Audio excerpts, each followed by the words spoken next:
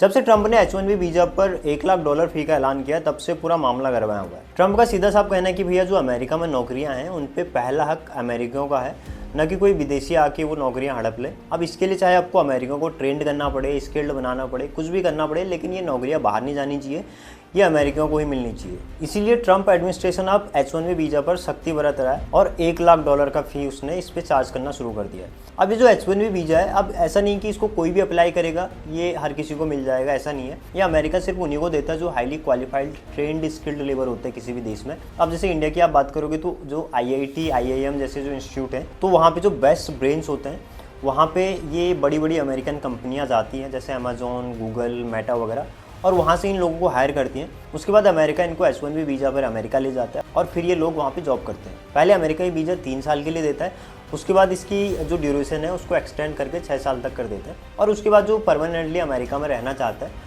वो फिर green card वगैरह के लिए अप्लाई कर ही देता है। लेकिन इस बार ट्रंप ने सीधा साफ कहा है कि भैया अगर आपको H1B वीज़ा के लिए अप्लाई करना है तो भैया आपको $1 लाख की फ़ी देनी पड़ेगी। $1 लाख चार्ज लगेगा, यानी कि अगर आप भारतीय रुपयों में इसको कन्वर्ट करेंगे तो लगभग आज की डेट में 88 लाख समथिंग आपको इसके लिए पहले देना पड़ेगा। उसके बाद आप H1B वीज़ा पर अमेरिका जा सकते हैं। अब इसमें भी बहुत कन्फ्यूजन पहले मीडिया में चल रही थी कि ये जो $1 लाख वाली फ़ी है ये हर साल रिन्यू करनी पड़ेगी और सालाना $1 लाख पे करना पड़ेगा, बट ऐसा नहीं है। ये जो फ़ी है ये सिर्फ न्यू एप्लीकेंट्स को देनी होगी। जो एग्जिस्टिंग H1B वीज़ा होल्डर है उनको ये फ़ी पे नहीं करनी, सिर्फ जो नए एप्लीकेंट्स होंगे उनको ही ये फीस देनी होगी, और हर साल इसको देने का कोई चक्कर नहीं है, फर्स्ट टाइम इसको देना होगा। इसमें जो बढ़िया चीज़ हुई है वो ये है कि जो भारत से एक अंधी दौड़ लगी थी ना अमेरिका जाने की, जो भारत का एक बेस्ट ब्रेन होता था, तो वो कहीं ना कहीं यहाँ से शिफ्ट होकर अमेरिका जाने की सोचता था, उसमें कहीं ना कहीं कमी देखने को मिल सकती है। श्योरिटी तो नहीं है, बट हो सकता है कि इसमें थोड़ा सा गिरावट आएगी। और मैं तो कहता हूँ यार कि $1 लाख क्यों लगाए, सीधे $10 लाख चार्ज होना चाहिए। इससे यही तो होगा कि जो अमेरिका से मोटा रेमिटेंस भारत को आ रहा है वो नहीं आएगा। लेकिन इसके उल्टा अगर आप सोचिए कि इंडिया का जो बेस्ट ब्रेन है, जो IIT, IIM जैसे इंस्टीट्यूट से निकलते हैं,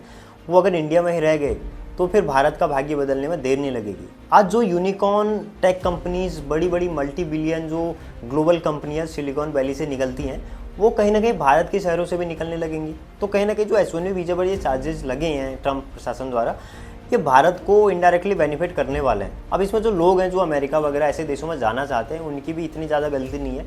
अगर भारत का बेस्ट ब्रेन भारत से बाहर जा रहा है तो इसमें हमारी जो निठल्ली सरकारें हैं उनका सबसे बड़ा दोष है। अगर देश में ऐसा इंफ्रास्ट्रक्चर खड़ा किया होता या फिर ऐसा बिजनेस फ्रेंडली इकोसिस्टम तैयार किया होता तो कहीं ना कहीं ये लोग भारत में रुकते, भारत में अपना बिजनेस स्टार्ट करते, स्टार्टअप्स चालू करते। लेकिन वही है कि यहाँ पे ना तो शहरों की रोड्स अच्छी हैं, ना यहाँ पे आबो हवा अच्छी है। अभी 1-2 दिन पहले बेंगलुरु से एक खबर आई थी, एक कोई टेक कंपनी थी ब्लैकबक नाम से, जो एक लॉजिस्टिक टेक कंपनी थी, उसने अपना ऑफिस से इसको इसलिए शिफ्ट कर दिया बेंगलुरु से क्योंकि वहाँ पे जो उनके एम्प्लॉय थे उनको ऑफिस आने में लगभग 1 से 1.5 घंटा वन साइडेड लग रहा था।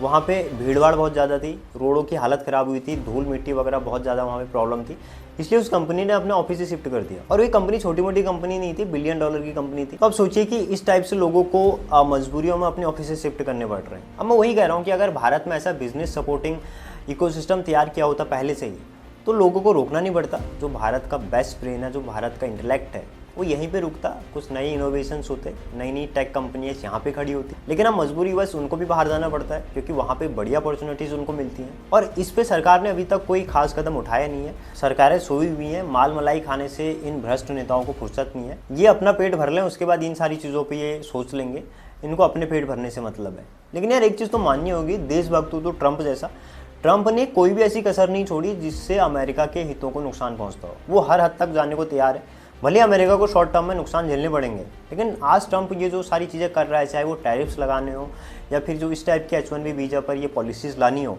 ये कहीं ना कहीं उसके जो मेक अमेरिका ग्रेट अगेन का जो एक सपना है उसके लिए बुनियाद वो रख रहा है। अब आप टैरिफ का मामला देखिए, टैरिफ के मामले में अमेरिका को ही नुकसान हो रहा है क्योंकि चीज़ें वहाँ महंगी हो रही हैं। भले ही जो भारत जैसे देश है एक्सपोर्टर हैं, उनको भी इसका बड़ा नुकसान झेलना पड़ रहा है, लेकिन एंड कंज्यूमर के एंड से अगर आप देखोगे तो अमेरिकन्स जो हैं उनको हाई रेट्स पे अब चीज़ें मिल रही हैं। तो शॉर्ट टर्म में कहीं ना कहीं अमेरिका को ही इसका नुकसान झेलना पड़ रहा है। लेकिन अगर आप इसके लॉन्ग टर्म इफेक्ट देखोगे तो ट्रंप वो नींव के पत्थर आज अमेरिका में रख रहा है जिस पे खड़े महल आपको 5-10 सालों के बाद देखने को मिलेंगे।